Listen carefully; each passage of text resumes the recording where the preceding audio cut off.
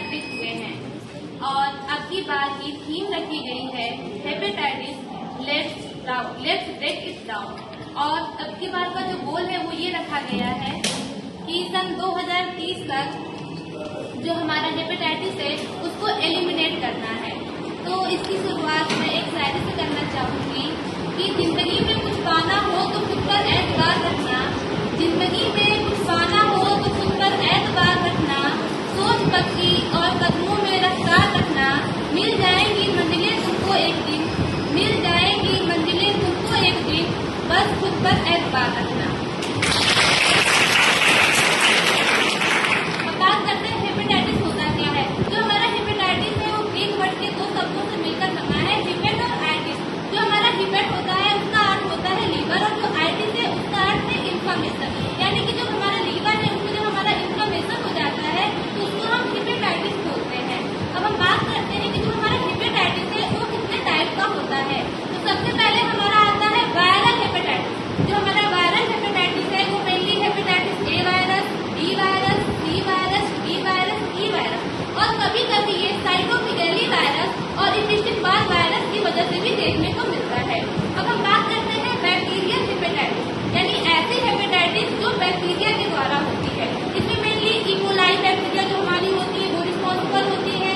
जो हमारा क्लैप्सिला pneumoniae bacteria होता है, निजेरिया मेनिनजिस और निजेरिया गोनोरिया जो होते हैं, ये सारे बैक्टीरिया बैक्टीरियल हेपेटाइटिस के लिए रिस्पॉन्सिबल होते हैं।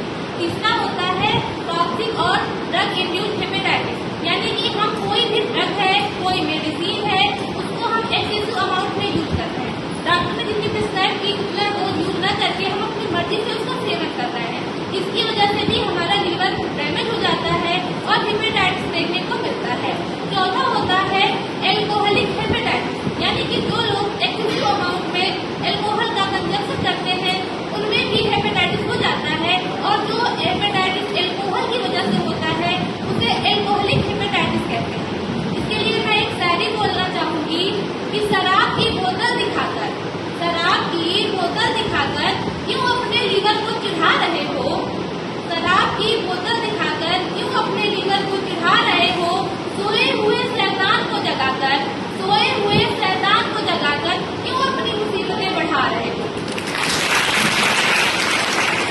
बात करते हैं इसके साइन और सिम्टम्स की। इसके मेनली अगर मोस्ट कॉमन साइन देखा जाए तो होता है हमारा फटीग, जॉन्डिस और जो एब्डोमिनल पेन, ये तीन इसके मेन साइन होते हैं। इसके अलावा भी कुछ साइन होते हैं, जैसे कि एब्डोमिनल की बात करें तो एनोरेक्सिया देखने को मिलता है, एब्डोमिनल डिस्कम्फर्ट देखने को मिलता है, एब्डोमिनल पेन, नौजिया, वोमिटिंग, ये सारी चीजें हमें देखने को मिलती है। इसके अलावा फीवर, बॉडी एक, मसल एक, ये सारी चीजें देखने को मिलती है। इसके अलावा डार्क कलर यूरिन और ग्रे या ग्रे कलर का स्टूल इसमें दिखाई देता है। अब बात करते हैं इसके डायग्नोसिस के बारे में। पहले इसके पता नहीं चल पाता था क्योंकि पहले क्या होता है एसिम्प्टोमेटिक होता है। धीरे धीरे जब ये बहुत ज्यादा अमाउंट में ग्रो कर लेता है तब जाके हमें इसके साइन और सिम्टम्स देखने को मिलते हैं, तब जाके इसका डायग्नोसिस हो पाता है। लेकिन आजकल कुछ एडवांस टेक्नोलॉजी आ गई है जिसके द्वारा हम इसका अर्ली डायग्नोसिस कर पाते हैं। तो सबसे पहले हम इसका डायग्नोसिस कर सकते हैं फिजिकल एग्जामिनेशन के द्वारा। जब इसका फिजिकल एग्जामिनेशन कैसे करेंगे, जो आई की कलर है वो येलो या व्हाइट दिख जाती है, जो हमारे स्किन का कलर है वो येलो दिखने लगता है। फिर बात करते हैं ब्लड इन्वेस्टिगेशन के बारे में।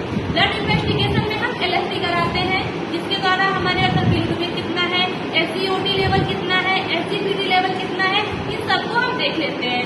फिर उसके बाद आता है PCR, यानी कि पॉलीमरेज चेन रिएक्शन। इसको हम पूरा आइडेंटिफाई करते हैं कौन सी सेल डैमेज हुई है, ऐसा क्या कारण रहा है जिसकी वजह से हमारी सेल डैमेज हुई है, इसके बारे में पूरी स्टडी की जाती है। फिर उसके बाद आता है हमारा वायरस सेरोलॉजिकल टेस्ट, यानी कि हम इसमें वायरस को आइडेंटिफाई करते हैं अपने ब्लड स्ट्रीम में कि कौन सा वायरस इसमें ग्रोथ कर रहा है।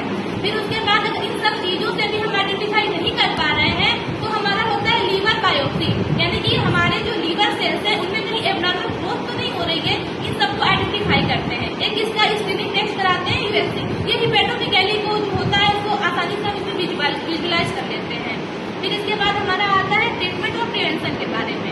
जो हमारा ट्रीटमेंट होता है ये मेनली वायरस के द्वारा होता है, इसलिए इसमें हम एंटीवायरल थेरेपी का यूज करते हैं। एंटीवायरल जो ड्रग होती है इनको हम दे देते हैं। साथ ही जो पेशेंट होते हैं उन्हें हम ये एडवाइस देते हैं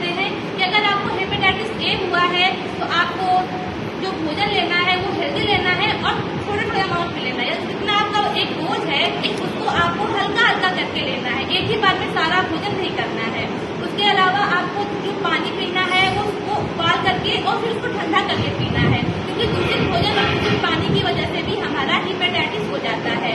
और बात करें अगर हम इसके प्रिवेंशन के बारे में, इसका प्रिवेंशन हम इस तरह से कर सकते हैं कि जो भी खाना पीना है वो बिल्कुल स्वच्छ तरीके से होना चाहिए। जो बाहर के फास्ट फूड है इनको अवॉइड करना चाहिए।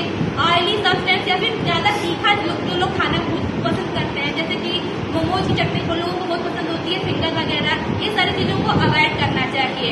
और इसके अलावा जो हमारे पास शार्प पर्सनल आइटम्स होते हैं इनको शेयर करने अवॉइड करना चाहिए। इसी के साथ